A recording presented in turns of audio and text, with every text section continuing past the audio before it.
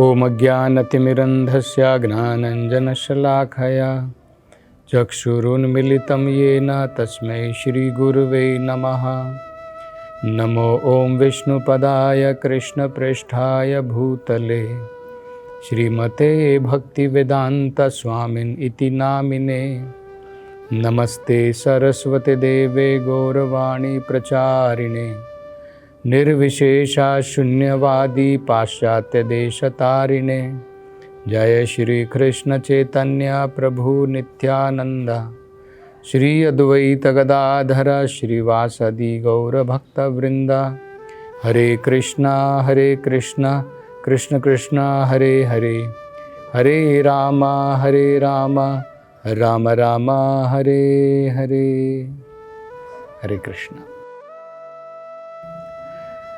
तो भगवान बड़े ही संतुष्ट हैं इन प्रचेताओं से, और अब भगवान अपनी कृपा प्रदान करते हैं, आशीर्वाद प्रदान करते हैं इन प्रचेताओं को। तो कहते हैं, हे प्रचेताओं, जो भी तुम्हारे बारे में दिन में हर एक संध्या को तुम्हारे चरित्र के बारे में, तुम्हारे कर्मों के बारे में, जिस प्रकार से तुमने तपस्या करके मेरी संतुष्टि की है, इसके बारे में जो भी सोचेगा, जो भी विचार करेगा, वो व्यक्ति तुम्हारी भांति अपने सभी भ्राताओं के साथ में, एकता के साथ में जी पाएगा। और इसी प्रकार से न केवल अपने भाइयों के साथ में उनका सदाचार बना रहेगा, सभी जीवों के साथ में वो इसी प्रकार से मित्रता के साथ में जी पाएगा। भौतिक संसार में ये बहुत मुश्किल है। हम स्वयं देखते हैं इस कलयुग के अंदर में, जिसे कलह का युग कहा जाता है, कलह का युग, Kalyug, age of quarrel and hypocrisy, मतलब ढोंग का और कलह का युग है ये कलयुग। तो कलयुग के अंदर में बहुत मुश्किल है कि सभी लोग मिलजुल कर शांति के साथ में रहें। उदाहरण दिया जाता है, अगर आप बहुत सारे जानवरों को, मान लो कुत्तों को, एक कमरे के अंदर में बंद कर दो, तो क्या हम वहां पर सोच सकते हैं कि शांति बनी रहेगी? क्योंकि वो तो जानवर हैं, उनकी चेतना उसी प्रकार की है। कुत्तों को एक कमरे में बंद करेंगे तो वो केवल वहां पर भौंकेंगे, शांति के साथ में नहीं बैठेंगे। तो इसी प्रकार से इस समाज के अंदर में, इस संसार के अंदर में, अगर हमारी चेतना हम विकसित नहीं करेंगे, जानवरों की भांति हमारी चेतना को उनके स्तर पर रखेंगे, तो भला शांति कहाँ से आएगी? तो हम लोग सोचते हैं कि भाई हमारे परिवार में भाईचारा क्यों नहीं है, हमारे देश में भाईचारा क्यों नहीं है। एक हम देखते हैं कि एक स्टेट जो है, एक राज्य दूसरे राज्य से भिड़ता है, एक जाति दूसरी जाति से भिड़ती है, एक पड़ोसी दूसरे पड़ोसी से भिड़ता है, एक देश दूसरे देश के साथ में, अनेकों प्रकार के हम इस भौतिक संसार में देख सकते हैं। इसका कारण क्या है? केवल भौतिक प्रगति और भौतिक स्पर्धा। उसकी जगह में अगर हम आध्यात्मिक प्रगति करें, और उसमें हो सकता है कि आध्यात्मिक स्पर्धा क्यों ना हो, लेकिन फिर भी हम देख सकते हैं कि भाईचारा बना रहेगा। तो ये भगवान आशीर्वाद दे रहे हैं, क्योंकि ये प्रचेता 10 भाई थे, सबके अलग अलग अपने अपने विचार हो सकते हैं, लेकिन अपृथक धर्म का पालन किया कि भाई हो सकता है मेरे विचार अलग हो, तुम्हारे विचार अलग हो, लेकिन क्योंकि हम भगवान की सेवा में लगे हैं, हम सब आपस में एक साथ मिल करके कोऑपरेशन के साथ भगवान की सेवा में लगेंगे। तो क्योंकि उन्होंने ऐसा किया था, भगवान आशीर्वाद दे रहे हैं कि जो भी तुम्हारे बारे में सुनेगा, जो भी तुम्हारे बारे में विचार करेगा, चर्चा करेगा, जो भी तुम्हारी संध्या के समय में, दिन में तुम्हारे बारे में, तुम्हारे कर्मों के बारे में विचार करेगा, उनको भी इसी प्रकार के सद्गुणों की प्राप्ति होगी कि वो अपनी फैमिली के साथ में, भाईचारे के साथ में रह पाएगा। और न केवल अपने परिवार में, सभी जीवों के साथ में उसका जो है सदाचार रहेगा, भाईचारा रहेगा। ये भगवान जो है आशीर्वाद देते हैं। दूसरा आशीर्वाद भगवान प्रचेताओं को देते हैं कि हे प्रचेताओं, तुमने जिस प्रकार से मेरी संतुष्टि की, किस प्रकार से की? भगवान शिव के दिए हुए, उन्होंने जो तुम्हें निर्देश दिए थे उसका पालन करके, तुम्हारे पिताजी ने भी जो तुम्हें निर्देश दिए थे तुमने उनका भी पालन किया, और मेरी संतुष्टि तुमने शिव गीत गा करके तुमने मेरी संतुष्टि की।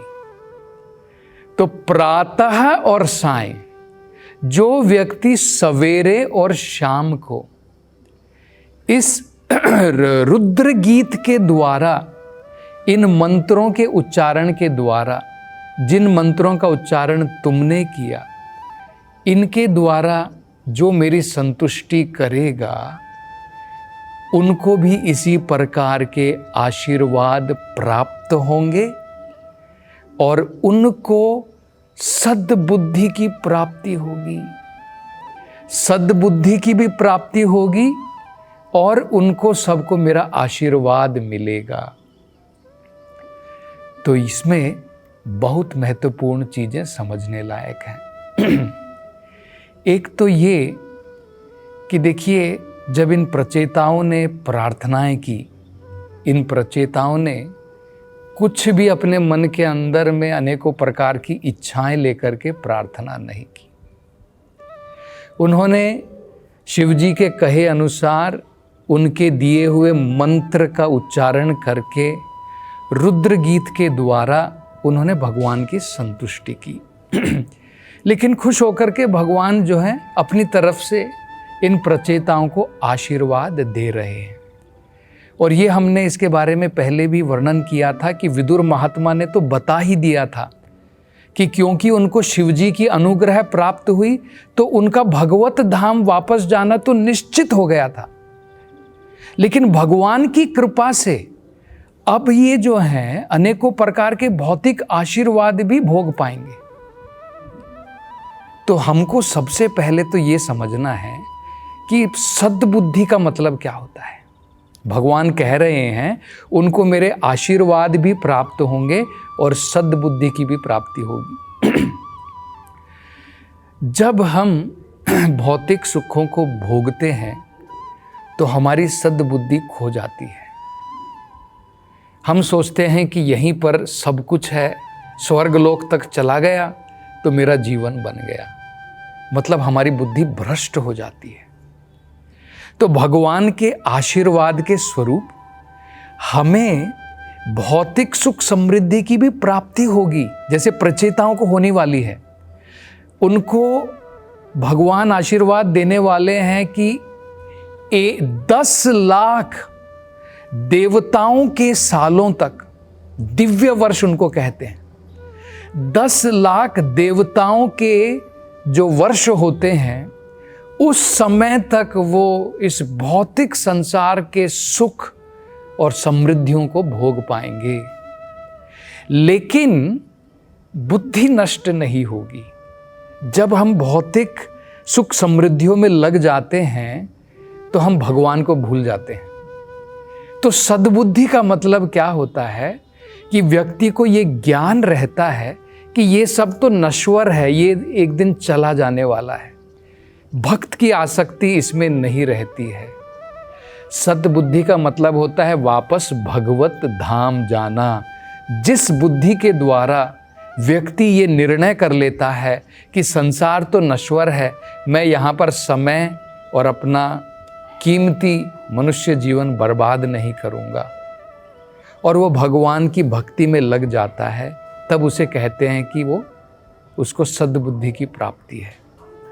इसके बारे में स्वयं भगवत गीता में भगवान ने कहा है, तेषां सतत युक्तानां भजतां प्रीतिपूर्वकं ददामि बुद्धि योगम तम येन माम उपयान्ति ये।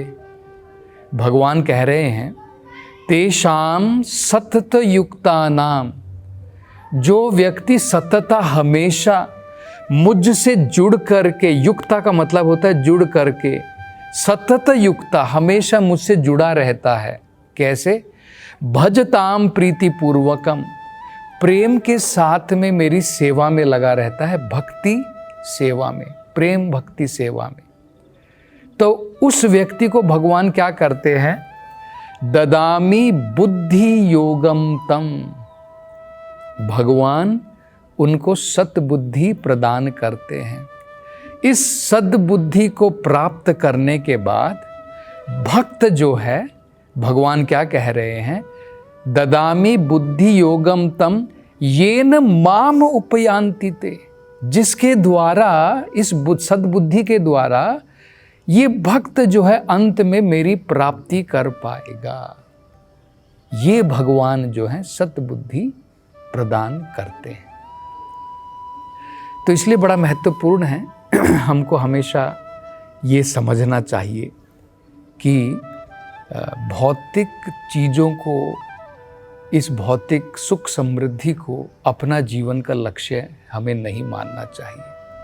भगवान की कृपा से मिल जाता है तो हम उसको भोग लेते हैं, अन्यथा भगवान का भक्त जो है इस भौतिक सुख समृद्धि के पीछे नहीं भागता है। दूसरा, यहाँ पर एक और जो महत्वपूर्ण प्रसंग ये हमें समझना है कि अगर हम यहाँ पर देखें, भगवान वो जो आशीर्वाद दे रहे हैं, उन्होंने क्या आशीर्वाद दिया है? भगवान कह रहे हैं कि जो तुम्हारी भांति रुद्र गीत के द्वारा मेरी संतुष्टि करेगा सवेरे और शाम को, उसको मैं सद्बुद्धि प्रदान करूंगा और मेरे आशीर्वाद हमेशा उसके साथ रहेंगे। तो यहाँ पर एक समझने लायक चीज क्या है? देखिए, भगवान शिव ने पर्सनली, व्यक्तिगत रूप से जो कहा, जो मंत्रों का उच्चारण किया, डायरेक्टली भगवान की संतुष्टि के लिए, भगवान उससे बड़े प्रसन्न हुए। बाद में शिवजी तो चले गए और प्रचेताओं से कह दिया कि अब जो मैंने तुम्हें मंत्र सिखाए हैं, जो गीत मैंने तुम्हें सिखाए हैं, इनका उच्चारण करो और भगवान की सेवा करो, भगवान जरूर संतुष्ट होंगे। उसका फल क्या हुआ? देखिए, शिवजी के जाने के बाद इन प्रचेताओं ने इस रुद्र गीत का उच्चारण किया, इन मंत्रों का गायन किया, और भगवान स्वयं प्रकट हुए अपने सुंदर रूप में, गरुड़ के ऊपर बैठ करके, और ये प्रचेता जो है भगवान के साक्षात दर्शन कर रहे हैं और भगवान के आशीर्वाद भी प्राप्त हो गए। अब देखिए, ये हो गए दूसरे। पहले शिवजी ने रुद्र गीत गाया, बाद में उनके जाने के बाद में प्रचेताओं ने वही गीत गाए, और भगवान कह रहे हैं आगे भी यहीं पर खत्म नहीं हो गया है, आगे भी अगर इसी गीत को, इसी रुद्र गीत को कोई भी सवेरे और शाम को गाता है बड़ी ही प्रेम के साथ में, भक्ति के साथ में, तो भगवान कहते हैं मैं उनसे संतुष्ट होऊंगा, उनको सद्बुद्धि प्रदान करूंगा, जिसके द्वारा अंत में वो भगवत धाम वापस आ जाएंगे और सभी प्रकार के आशीर्वाद भी उन्हें प्राप्त होंगे। तो इसका मतलब क्या है? देखिए, बहुत महत्वपूर्ण है ये समझना। इसको कहते हैं गुरु परंपरा। परंपरा में ही हमें मंत्र प्राप्त होना चाहिए। परंपरा विहीन मंत्रस्ते निष्फला मतः। परंपरा से बाहर अगर हम मंत्र का जप करते हैं तो जो फल चाहिए वो नहीं मिलेगा। कुछ फायदा तो मिलेगा, हम भगवान के नाम का जप कभी भी करते हैं, कोई भी करता है, मिलेगा। लेकिन अगर हम उसे गुरु परंपरा में प्राप्त करते हैं तो जो फल हमें प्राप्त होता है वो फल जो है आध्यात्मिक फल की प्राप्ति होगी, हमारे जीवन की पूर्णता हमें प्राप्त हो जाएगी। तो इसी प्रकार से भगवत गीत है, वो भी एक प्रकार का गीत है, भगवान का गाया हुआ गीत है। भगवान ने ये गीत गाया था अर्जुन के सामने। बाद में भगवान ने यही ज्ञान जो है, पहले भगवान ने बताया अर्जुन तुमको पहली बार नहीं दे रहा हूँ, ये ज्ञान मैंने सूर्य देव भगवान को भी दिया है, विवस्वान ने मनु को दिया, मनु ने इक्ष्वाकु को दिया। इसी प्रकार से ये ज्ञान भगवान ने ब्रह्मा जी को दिया, ब्रह्मा ने नारद को दिया, नारद ने वेद व्यास को दिया। इसको कहते हैं गुरु परंपरा। तो परंपरा में ही हमें वेदों को समझना चाहिए, परंपरा में ही हमें भगवान की उपासना करनी चाहिए, परंपरा में ही हमें मंत्रों का, प्रार्थनाओं का उच्चारण करना चाहिए। यही यहाँ पर हम जो है इस सुंदर प्रसंग में समझ सकते हैं। और आगे अब भगवान जो है क्या आशीर्वाद देते हैं इन प्रचेताओं को, इसकी चर्चा हम अगली कथा में करेंगे। हरे कृष्णा।